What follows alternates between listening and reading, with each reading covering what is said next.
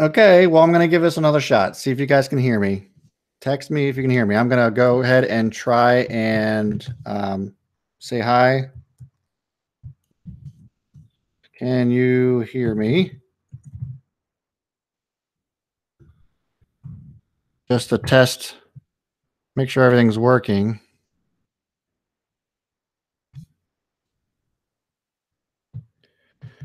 Anybody there? Okay, somebody says got it. Okay, we're good. We're good. We're good. We're alive. I don't know what happened. I didn't change any of the settings or anything, so I don't know if it's something with YouTube or what. So that was really strange. I promise you, I didn't change a thing.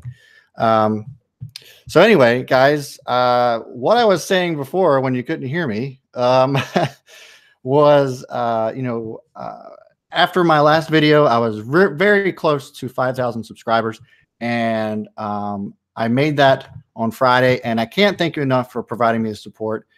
Just wanted to get out that out of the way. So again, welcome to our Monday night stock talk with Techbuds-Solutions and trading OTCs. My name is Brad Smith. If this is your first time visiting, welcome. If you are returning, welcome back. And just kind of want to recap what we do here. I primarily trade over-the-counter stocks. Over-the-counter stocks aren't traded on the New York Stock Exchange, but nevertheless, they are still publicly traded companies. Most of the time, they're much smaller companies, and a lot of times we refer to them as pink sheets. There's also different levels of the OTC that Superman curl. Yeah. So I don't know what's going on today. I didn't actually. Oh, sometimes I put a lot of product in my hair, and that kind of cuts down on the curls, but it's going a little crazy today. So anyway, sorry about the distraction. People are saying congrats on the 5K. Yeah, thanks, guys. I really do appreciate it. I can't stress enough how much I really just love your support throughout this whole thing. It's been a learning curve for me, as I know it's been a learning curve for you, and I'm so glad that you guys have been able to be a part of it, even though there's some embarrassing moments or whatever. We just had another F up today, so it is what it is. It's live, right? I mean, that's why you guys love it. That's why I love it. Sometimes it's great when it works. Sometimes, and when it doesn't, it can be a little bit of a letdown. So anyway, thanks for your patience tonight. So I wanted to talk to you guys a little bit about due diligence, and I know that there's a lot of people on that have just joined my channel. I've had a really big uptick in subscribers within the last I would say 6 weeks, and so I kind of started to realize, yeah, I went over a lot of due diligence earlier in my YouTube channel when I first started this out, but now that I have almost 70 videos, it's probably pretty tough to navigate through all of that, right? So I kind of wanted to revisit this a little bit and kind of show you guys what I do to follow up on people's, due diligence. Because I don't know if you've kind of been keeping track, but I've been always telling you guys, obviously, and you better know this, to not buy anything based off anybody else's opinion. Don't buy anything that you don't understand, right? Those are the two main rules. And so in doing that, it doesn't mean that you can't find due diligence based off of somebody else's due diligence. But the very important thing you should be doing when you find somebody else's due diligence is backing up their work. Oops, slipped on the chair there. Is backing up their work. And, because you don't want to rely on somebody else's due diligence, you want to make sure that you're doing your own. And that way you're making an informed decision because it's something that you understand. And, the beauty of there's, I guess, a double-edged sword with our networking platform, right? For those of you who aren't familiar with our networking platform, I provided the link below for our Discord chat. But our networking platform is great because we provide people with knowledge that might not know how to trade over-the-counter stocks or might not know how to do certain due diligence, or maybe somebody uncovered due diligence that nobody's been able to uncover. And so we are able to help each other in that respect. The flip side of that is that, some people might see that as, taking or might take the easy way out because somebody provided due diligence. And instead of doing their own work and backing that work up, they just buy it based off of somebody else's work. And to me, that's kind of like cheating, It's almost as if you're going to copy somebody else's homework. And what if that person's homework was completely wrong? That means that you're going to be wrong too, right? And this works the same way. If you're basing your decisions off of somebody else's due diligence and they have it completely wrong, you're going to lose. You're going to have a really bad red day. And so I wanted to show you a very good example of that. And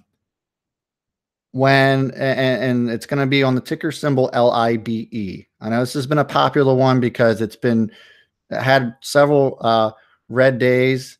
And so there's been a little bit of manipulation going on with that. So what I did is that I called, hey, Ricky's here. Nice. So I called the CEO of LIBE. And that's the beauty. That's the really cool thing about trading over the counter stocks, is that sometimes these companies are so small that it's not hard to, get a hold of a CEO of a company to just kind of ask him general questions. Obviously, he can't give you any kind of insider information, but like verify some things that maybe you haven't been able to verify through the internet or your own research. And so what I did was I was on iHub, Investors Hub. For those of you who aren't familiar, it's a resource we use. It's also like a networking platform. And there was a lot of bashing going on saying, oh, the phone number doesn't work, blah, blah, blah. And the website doesn't work, this, that, and the other. And so I didn't pay attention to none of that noise. So what I did was, and let me show you, I did a couple things. So I'll share my screen here real quick with you.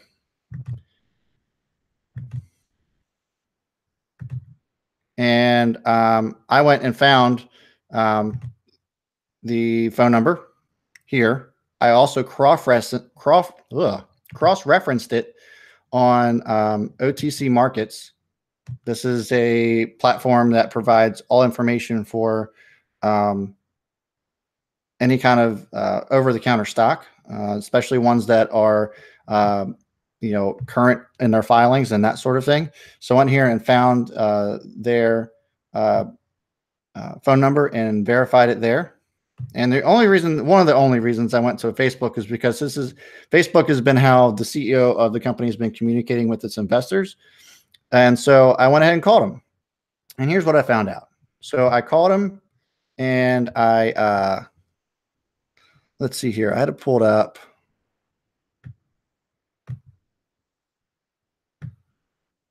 This is if you're not familiar, this is our platform for our networking platform in Discord. And so I went ahead and shouted it out to everybody. So I said, I just spoke with the CEO of LIBE over the phone. Saw there were some accusatory comments about the site not working and the phone number not in service, blah, blah, blah. He's a nice guy. Also, the AK was released aftermarket on Friday, which we saw, and I'll go ahead and pull it up as well. But they are in relation to previous PRs because they were late. The attorney passed away, and this happens all the time. Something happens, and attorney passed away, which delayed them. He also confirmed there's a walkthrough happening. As you guys know, you can go back in the previous videos. There's a walkthrough that investors are doing to get rid of a lot of the notes and invest in the company itself. And I capped it off with, this is why you don't believe everything you see on iHub and to do your own due diligence. So when I tell you guys to do your own work and to do your own due diligence, isn't just because, I want to save myself some time. I put in the work just like you guys do. And so just to corroborate his story, and he was right, and here's the AK. It actually came out, officially today, but I had it pulled up. But again, this is to corroborate his story on January 23rd. Now, he could have just been lying to me.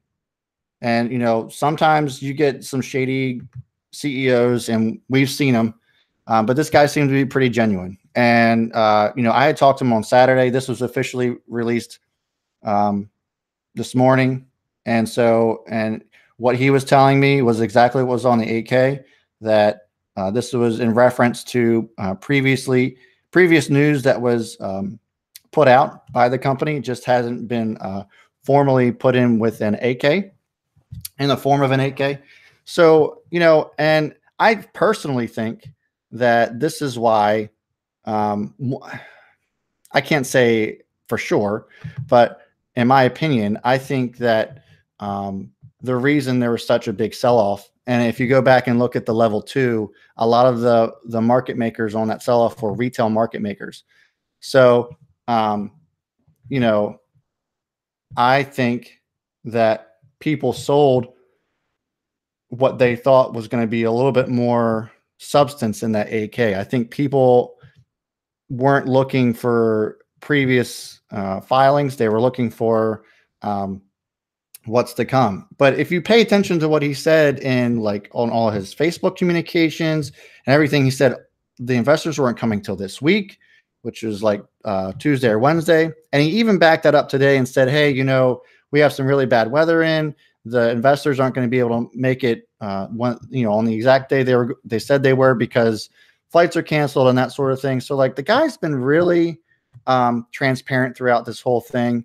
And people just I grow impatient. It happens all the time. Um, and so, and like I said, you don't want to um, follow anybody else's due diligence. But I told you guys that I sold my initial investment and then some, at the top of this thing last week. And everything that's in there right now in my position is free shares. It's all pure profit. And so I'm in a position where I can afford to kind of let it sit and let those impatient people sell off a stock when they really don't know why they're selling it off. I mean, there's times where people don't do the real work and the real due diligence. And for me, I personally think that this guy needs to be given a little bit more of a chance. I think that, sometimes you, get into small companies like this, and they're not run like Fortune 500 companies. They can't just make changes at the drop of a hat to appease investors like they want to be in this fast food type of world, right? Everybody wants everything instantly, and sometimes it doesn't work when you only have a company uh,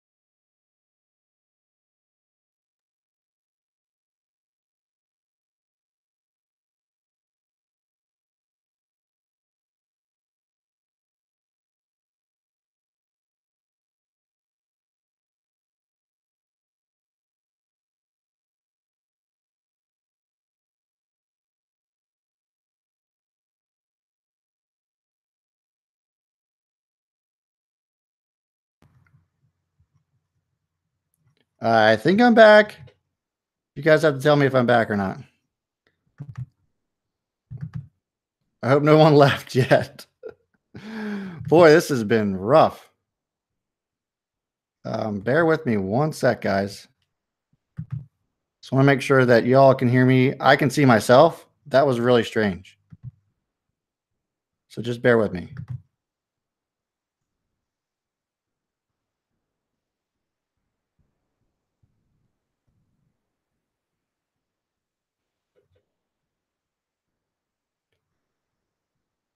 Okay, well, I'm going to go with it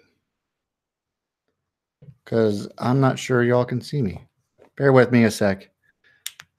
This is weird tonight. First, the mic didn't work. YouTube is jacking me up.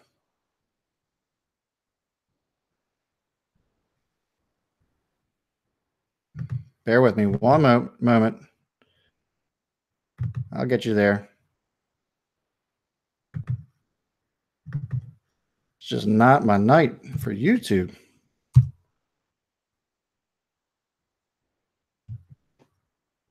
Yeah, I don't know what's going on, guys. Hopefully you can hear me. I'm just going to go ahead and call it a night tonight. I don't know what might be going on. Man, that sucks. Apologize for that. I don't know what might be happening, but if y'all can hear me, I appreciate you tuning in tonight. We'll make it up to you tomorrow, and that's all I got for you. B Smith is out.